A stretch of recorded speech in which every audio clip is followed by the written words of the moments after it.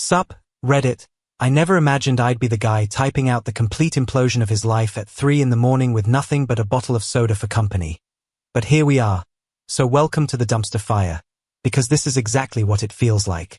I'm a 32-year-old guy, and I own a commercial HVAC company in Phoenix that I built from absolute zero.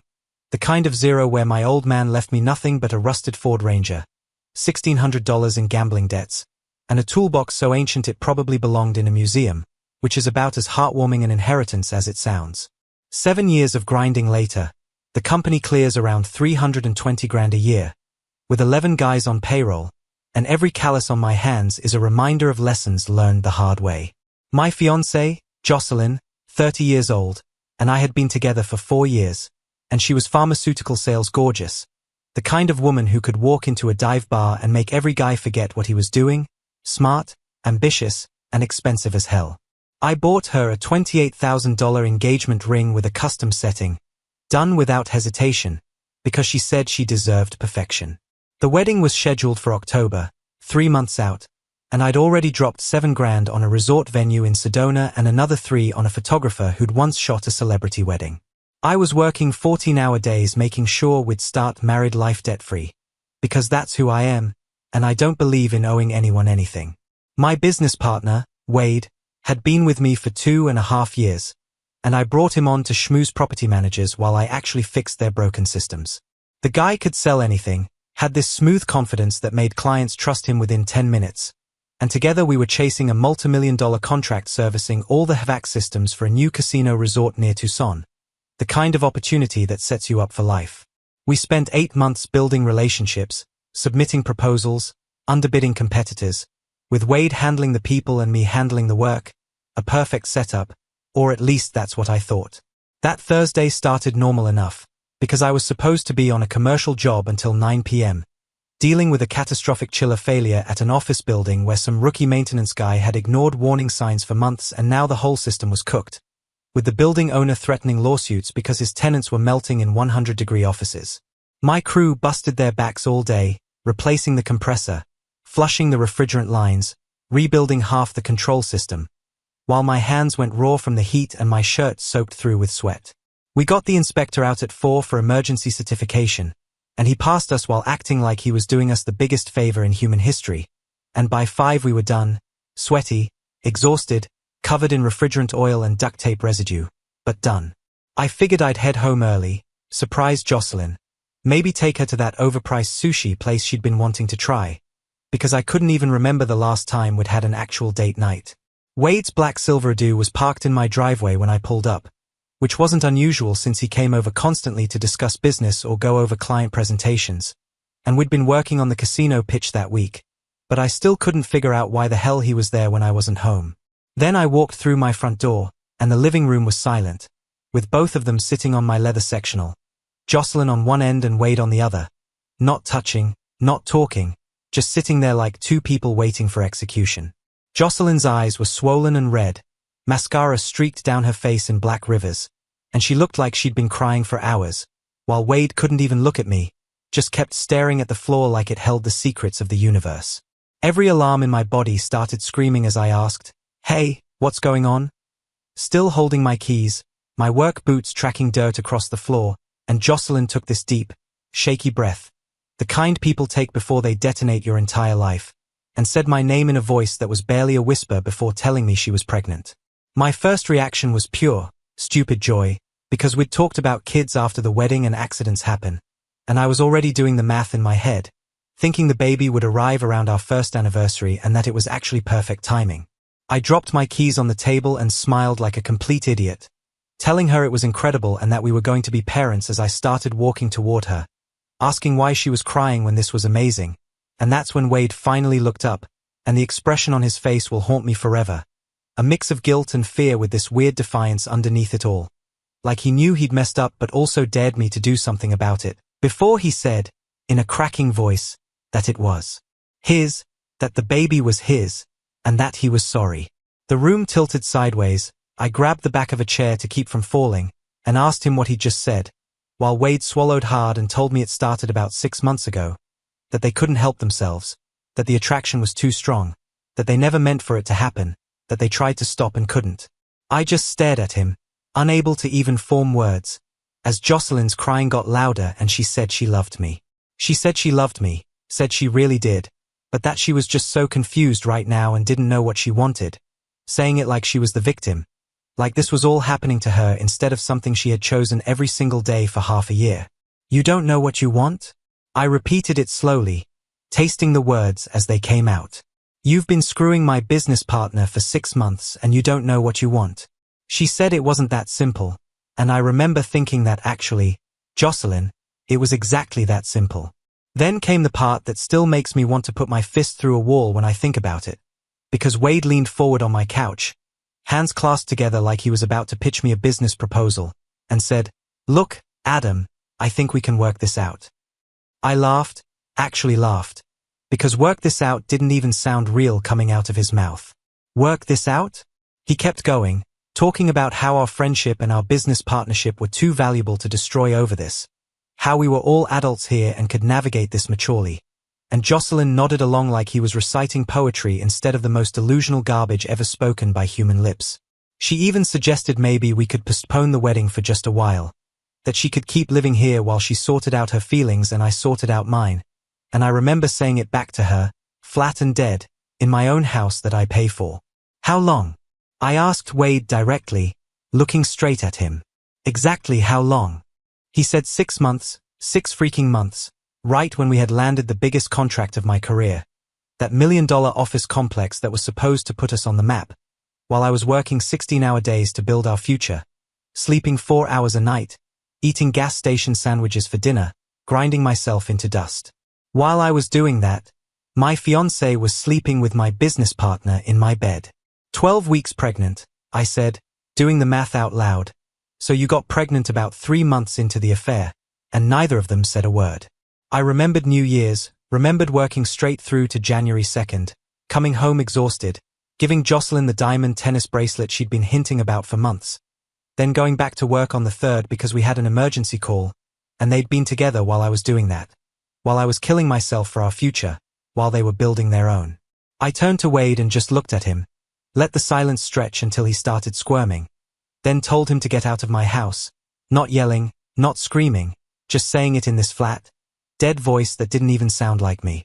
Wade stood up with his hands raised like I was pointing a gun at him and told me to come on, to talk about this, saying our business was too important to destroy over personal complications, and I remember repeating that phrase in my head, personal complications, as I took one step toward him and asked if he really knocked up my fiancée and was calling it a personal complication, like it was a scheduling conflict. He started saying we'd built something together, years of work, that we could separate the business from, and I took another step and told him he had about 5 seconds to walk out that door before I dragged him out by his throat.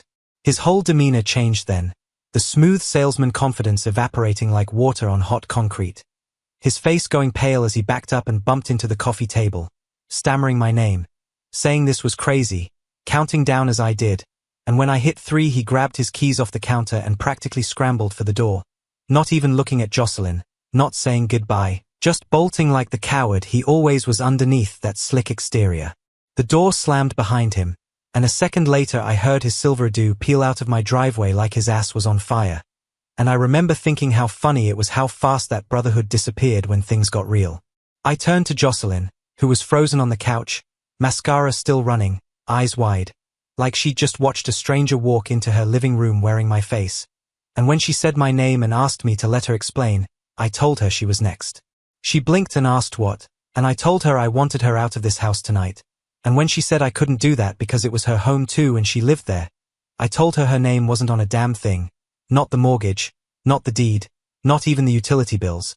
Keeping my voice flat and controlled as I told her she had until I got back to pack whatever she could carry, and anything still there after that was going in the dumpster. Her crying got louder then, that manipulative, performative sobbing that used to make me want to fix whatever was wrong. But now it just sounded like static, and when she asked where she was supposed to go because she didn't have anywhere, I told her she should have thought about that before she spread her legs for my business partner.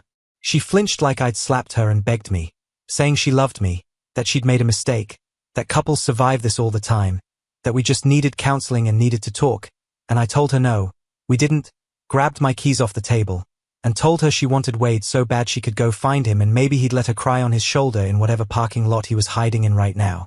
I walked to the door, stopped, turned back one last time, thought about 11 months of engagement. 4 years together, a $28,000 ring, all of it thrown away for a guy who just ran out of my house like a scared little coward, shook my head, told her they deserved each other, then walked out, got in my truck, drove to my buddy's place, and didn't look back. Gavin runs his own plumbing business and does subcontract work for my company, and I've known him since we were both working random gigs in college to pay tuition. A good guy with a dark sense of humor. The kind of friend who answers the door with snacks and pizza when you show up unannounced at 6 p.m. looking like death. And when he took one look at my face he asked, "Man, who died?" And I told him everything, every word, every detail, every expression on their worthless faces. He listened to the whole thing, handed me a soda, cracked open his own, and just waited until I was done. So, your business partner knocked up your fiancé, and their solution is for everyone to share custody of the situation, like some kind of reality show. That's the proposal. He took a long drink and shook his head. Bro, that's rough. But hey, at least now we know Wade's only good at laying one kind of pipe. I almost laughed. Almost. Then he said something that stuck with me. You know what this looks like to me? Jocelyn watches you build this company from nothing, sees your bank account growing. Meanwhile Wade's right there feeding her lines about how he's the real brains, how he's going to take over eventually. She didn't just fall into bed with him by accident. Man. She hedged her bets. Sounded paranoid, but also weirdly made perfect sense. The next 4 days were a nightmare, not the dramatic kind where everything happens at once, but the slow, grinding kind where every phone call brings new problems and every solution costs money I didn't have lying around. I called the contract attorney who'd drawn up our partnership agreement. $500 just to review the dissolution clause over the phone. The news was worse than I expected. Without documented cause, Wade can force you to buy out his shares at fair market value.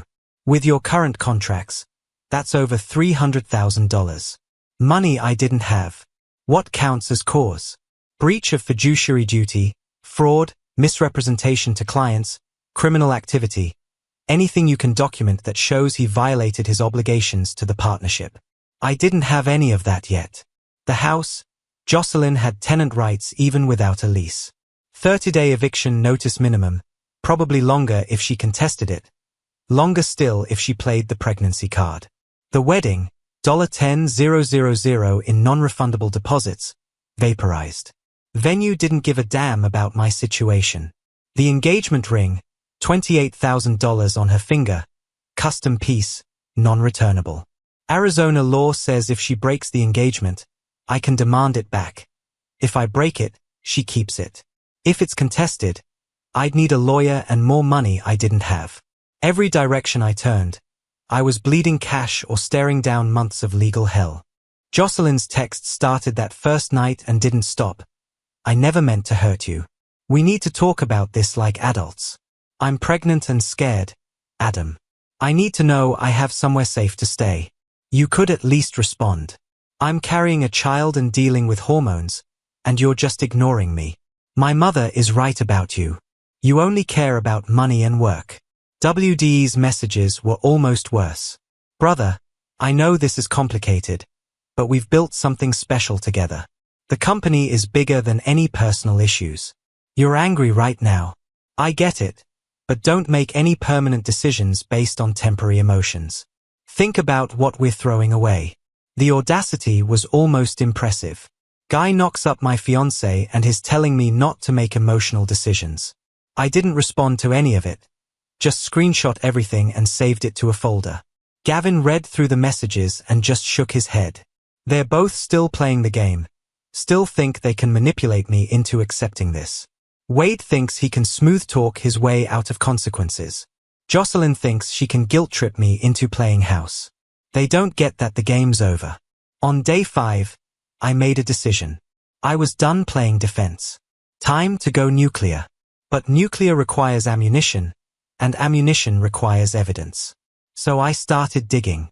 I hired a proper business attorney, a real attorney with 30 years of experience and an hourly rate that made my eyes water. $600 just to sit down and talk. Worth every penny. First thing she said, if you want to dissolve this partnership without getting destroyed, we need cause. Documented, ironclad cause. Get me everything, every bank statement, every contract, every email, every expense report, every piece of paper connected to your business for the past 3 years.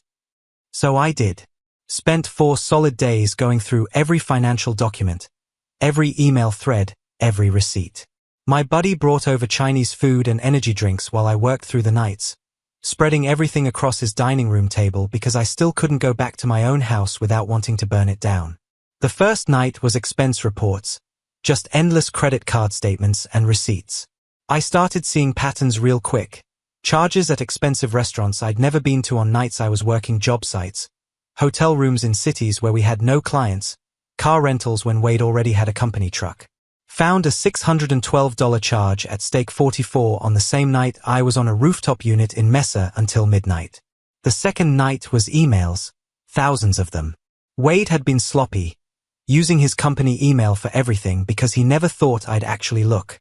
Found conversations with Jocelyn planning their hookups. One email subject line just said, "Tonight," sent at 3 p.m. on a Tuesday from his company address. Body of the email, Adam's working late again. The third night was contract documents. That's when I found Wade's emails to clients, positioning himself as the real boss. Not just 1 or 2, dozens of them. One email where he straight up called himself senior partner and said I handled the technical execution. A systematic campaign to undermine me while I was busy keeping the business running. The fourth night was bank records. I cross-referenced every expense Wade had charged to the company against our actual business needs. Every lunch that turned out to be a date with Jocelyn. Every client meeting that was actually him playing golf with his buddies. Every business trip that had no corresponding client or contract. Found a trip charge to Dallas, hotel, rental car, meals, with 0 matching calendar entry. No proposal. Nothing. What I found changed everything. Wade had been embezzling client dinners at steakhouses I never approved, sometimes $600 a pop, charging straight to the business account. Golf outings at country clubs, $300 to $400 each, a couple of times a month. A networking trip to Vegas that cost $4,800, including a suite at the Aria, VIP club fees, and room service charges that made my head spin. In total, over $37,000 in unauthorized personal expenses over 18 months. Money that should have been profit. Money that could have gone to employee bonuses or new equipment. Money that went to financing Wade's lifestyle while I was eating convenience store burritos. But that wasn't even the worst part. I found emails, actual email chains, where Wade had been positioning himself as the real owner, telling potential clients he was the senior partner and I was the technical guy, giving out his personal cell and telling people to contact him directly for any major decisions. Systematically undermining my authority while I was busy actually running the business. One email stood out. Wade had written to a potential client, "Adam is great with the hands-on stuff. But between you and me, the strategic vision comes from my end. When we expand into resort properties, I'll be spearheading that initiative." Strategic vision from the guy who couldn't identify a compressor if his life depended on it. My attorney's eyes lit up when I showed her everything. "This is embezzlement and breach of fiduciary duty," she said, flipping through expense reports. "And this, holding up the emails, is fraud and misrepresentation. We can use this to dissolve the partnership for cause." I asked what that meant for Wade's stake. "For cause changes everything," she said. "It turns his 40% from a payday into a negotiation. We calculate his equity based on company value before these current contracts. His stake right now? Maybe $100,000. If we'd done this after your casino deal closed? Over $300,000. Wade's inability to keep it in his pants was about to cost him $200,000. That same week, I served Jocelyn with formal eviction papers. Had a process server deliver them while she was home. Made sure everything was done legally. Arizona law required 30 days notice, even though she wasn't on any lease or mortgage. My attorney was crystal clear. Do not lock her out. Do not change locks while she's legally residing there. Do everything by the book, or she'll have leverage. So I did it smart. Moved everything valuable to a climate-controlled storage unit. My grandfather's watch collection, power tools, important documents, anything irreplaceable. Installed security cameras in every room, the kind that upload footage to cloud storage automatically. Changed every password on every account. Set up a new email just for communicating with her. Documented everything. Told her she had 24 hours notice for final walkthrough and belongings retrieval. She went absolutely ballistic. Texted me 63 times in one night. I counted, called my family, started running a smear campaign online about how I'd abandoned her during pregnancy, how she was homeless because of my cruelty, how I'd shown my true colors. Her friends left comments calling me every name imaginable. Her mother called crying, asking how I could be so heartless to an innocent woman carrying a child. I didn't respond to any of it, just forwarded everything to my attorney for documentation. Wade tried to corner me at the office the following Monday. Showed up at 6:30 a.m., before anyone else arrived. Probably figured he could intimidate me one-on-one. Adam, man. He spread his hands like he was surrendering. We need to fix this like men. I'll do whatever it takes. I looked him dead in the eyes, kept my voice flat. Contact my attorney if you want to discuss business matters. The color drained from his face. He genuinely hadn't expected me to lawyer up, thought I'd just roll over, let him keep his shares, maybe even keep working together like nothing happened. That's the thing about guys like Wade. They're so used to charming their way out of consequences that they forget some problems can't be solved with a smile and a handshake. The next 3 weeks turned into total war. I started calling our clients directly. Had a list of 23 active accounts that Wade had been managing. Kept it professional.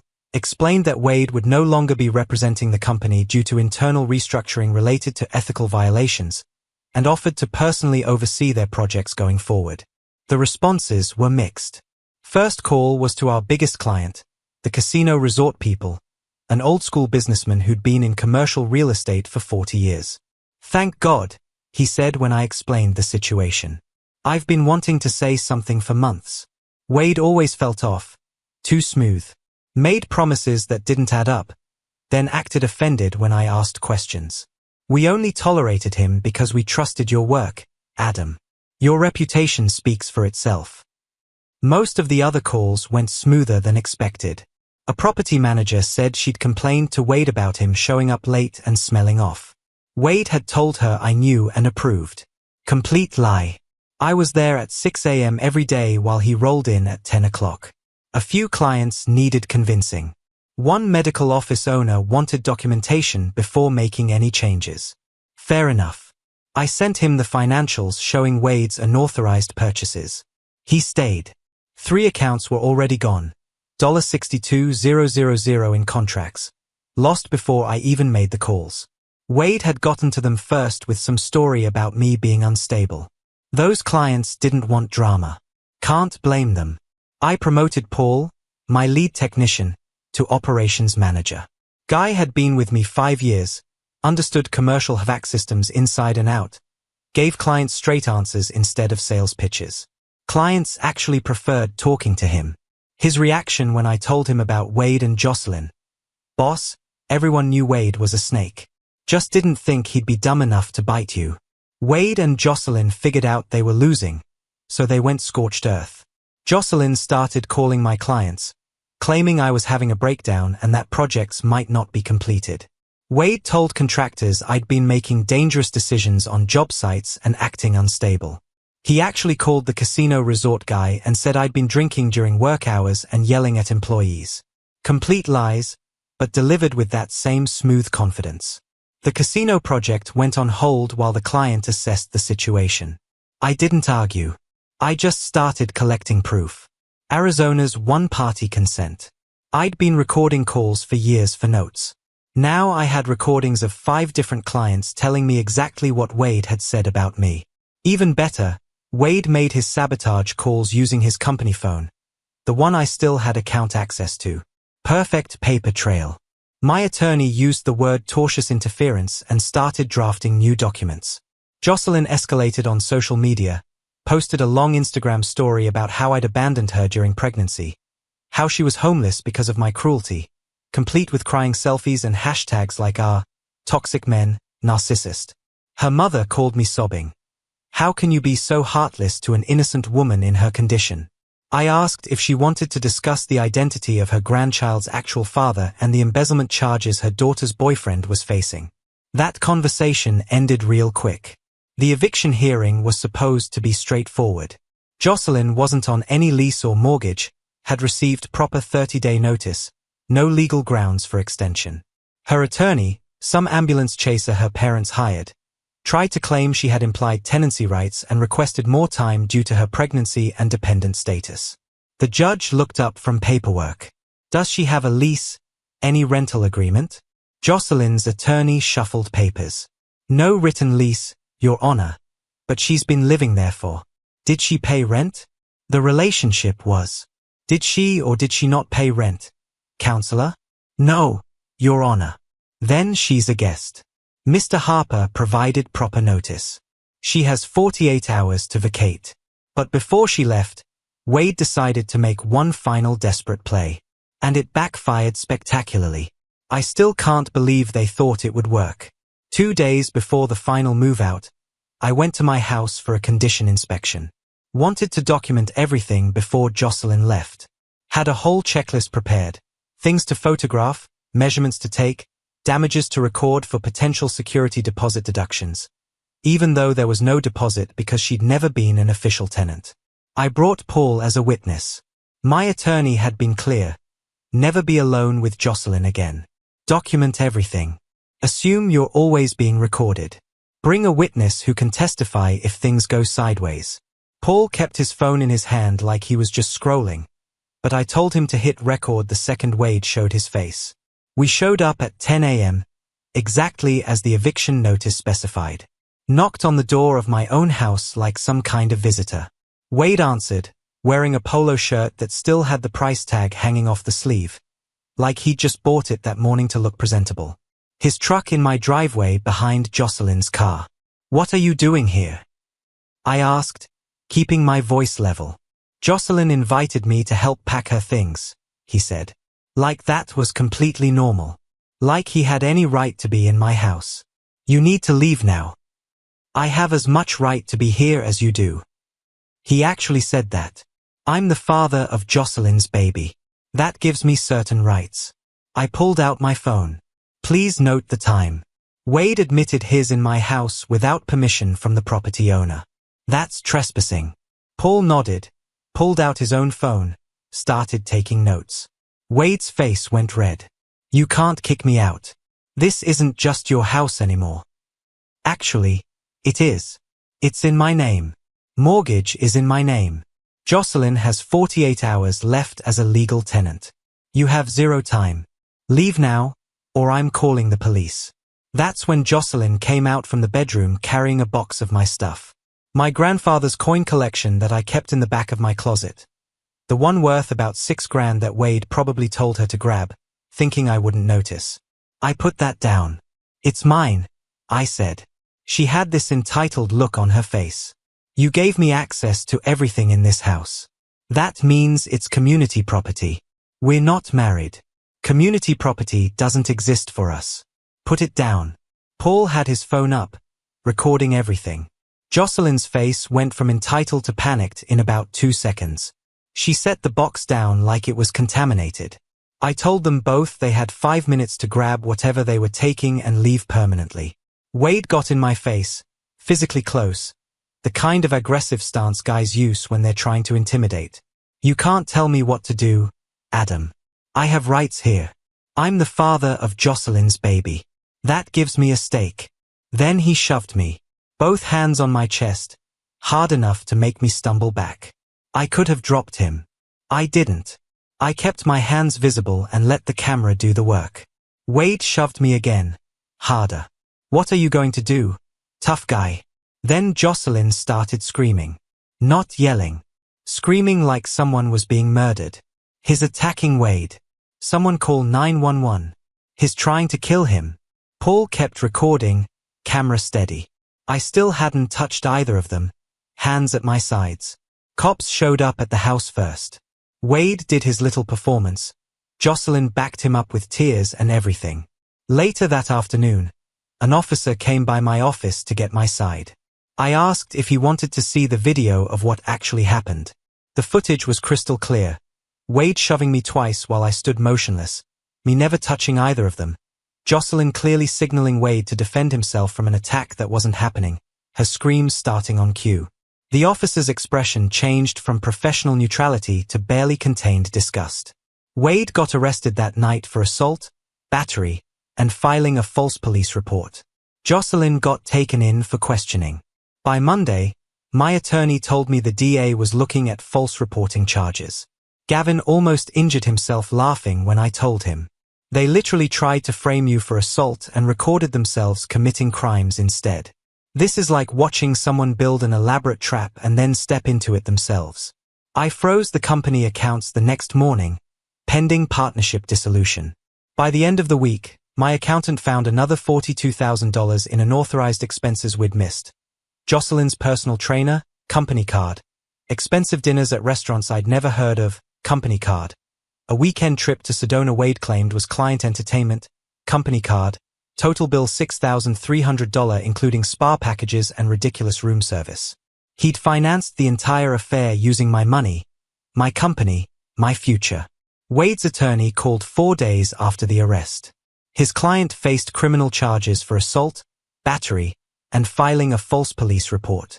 Those were between Wade and the state of Arizona. But the civil side, that was negotiable. He owed restitution. His partnership stake was about to be dissolved for cause, meaning he'd get a fraction of actual value. My attorney made it clear we could pursue additional civil claims for defamation, tortious interference, treble damages for embezzlement. The attorney's voice had this pleading quality I'd never heard from a lawyer. My client is willing to sign over his entire partnership share for $1, resign immediately, and repay unauthorized expenses over 3 years. In exchange, Adam agrees not to pursue additional civil claims, and both parties sign mutual releases. $1. The deal wasn't really about the dollar. It was about mutual releases and avoiding years of civil court. But Wade was still willing to give up his entire business stake, calculated at around $100,000 before the casino deal, just to close this out while dealing with criminal charges. I told the attorney I'd think about it. Gavin's reaction: take it. Take it right now. You get everything. Wade learns the most expensive lesson of his life. And forever you can tell people you bought out your business partner for less than a cup of coffee. My attorney agreed. Fighting in court could take years, cost a fortune, and the risk was always involved. A clean break, Wade gone forever. The business entirely mine, worth more than dragging this out. The signing happened at my attorney's office the following week. Wade looked like he'd aged 15 years and 3 weeks. Gaunt, unshaven, clothes that didn't fit right. The swagger was completely gone. His attorney made one last attempt to negotiate better terms. Maybe some kind of profit sharing, maybe a percentage of future earnings. My attorney pointed to the evidence on the table, the expense reports, the defamatory emails, the assault video, and said, your client can sign for $1 and mutual releases, or we add civil fraud, conversion, and interference claims. Criminal charges are out of our hands, but we can make the civil side much more expensive. Wade signed. His hand was shaking. Gavin had insisted on coming as my business consultant. When Wade walked out, Gavin called after him, congratulations. You just set the Arizona state record for most expensive affair. 6 months of sneaking around cost you $100,000 in a career. Hope it was worth it. Wade didn't look back. Jocelyn's situation collapsed even faster. Her parents called demanding to know what charges their daughter was facing. I sent them the police report, eviction filings, screenshots of her posts, documentation of property damage. My attorney followed with a demand letter for the ring. She was fired from her pharmaceutical job after complaints about her conduct reached HR. One of those complaints turned into a lawsuit she settled for a chunk of money she didn't have. Other legal and financial fallout followed her for a while. 8 months later, the first few months weren't some movie montage. I paid a disgusting amount in legal fees, lost 3 contracts I'll never get back, and spent more mornings doing damage control than actually running jobs.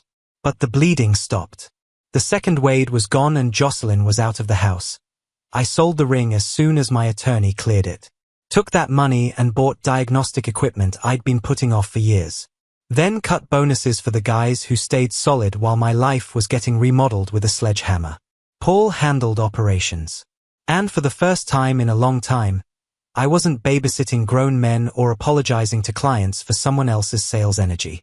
The casino project eventually came off pause. We finished 3 weeks ahead of schedule, under budget, and the client paid a $20,000 performance bonus I didn't ask for. That one check told me everything I needed to know. The company wasn't Wade and Adam. It was me, my crew, and the work. Wade tried to start his own HVAC company. Lasted 4 months before his first job got shut down by inspectors for code violations, and his second client sued him for breach of contract. Commercial HVAC in Arizona is a small world. Word spread fast about what he'd done. 4 competitors called me for references when he applied with them. I didn't badmouth him, just sent copies of the police reports and the partnership dissolution showing the $1 buyout. Last I heard, he moved to Nevada to stay with some relative. His career in Arizona is over. Jocelyn lost custody of her baby to her parents after getting arrested shoplifting baby formula while driving a leased BMW. Turns out being unemployed, facing fraud charges, and drowning in debt makes you an unfit parent. Last month, both of them showed up at my office without an appointment. Paul saw them first, came to my office looking like he'd seen a ghost. "Boss, Wade and Jocelyn are in the lobby asking to see you. Want me to call the cops?" Part of me wanted to say yes, but another part, the vindictive part, wanted to hear what they could possibly say.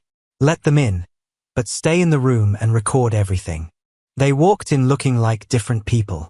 Wade had lost 40 pounds, clothes hanging off him, hair thinning from stress.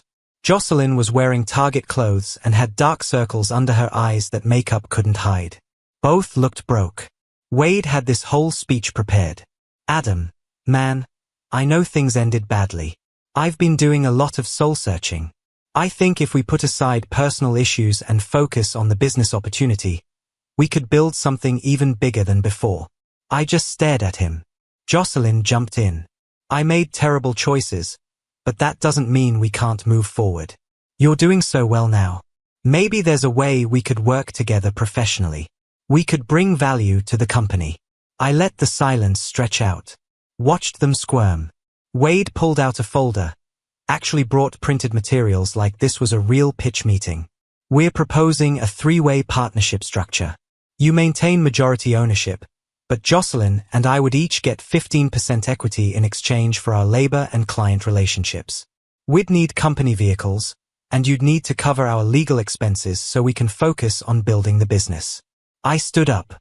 "You're asking me to fund your consequences?" "No." Wade's face went pale. "Adam, please, just escort them out." Jocelyn started crying. "We have nowhere else to go. My parents won't help us. Wade can't find work. That's your problem. You built this. Now you live in it." Wade actually pulled out the Brotherhood card. "Remember what we built together? That has to count for something. It counted when I bought him out for $1. We're done here." Paul stepped forward. They both just stood there for a second, finally realizing there was no angle left to play. Then Jocelyn started full-on sobbing, and Wade got this broken look on his face. Gavin, who'd been pretending to review paperwork in the corner, muttered, "Maybe next time, don't mess where you eat." They left. 2 adults in their 30s crying in my parking lot because they finally understood some mistakes can't be undone. I felt bad for about 15 seconds. Then I went back to work. As for me, I'm 33, debt-free, the company's stable, Paul's running operations, and I don't wake up with that knot in my stomach anymore. Wade and Jocelyn made their choices. Now they live with them. Game over. Guys, we are so close to hitting 3,000 subscribers on this channel. If you are not subscribed, please consider subscribing. It really helps hit that 3,000 mark. Thanks for making this dream come.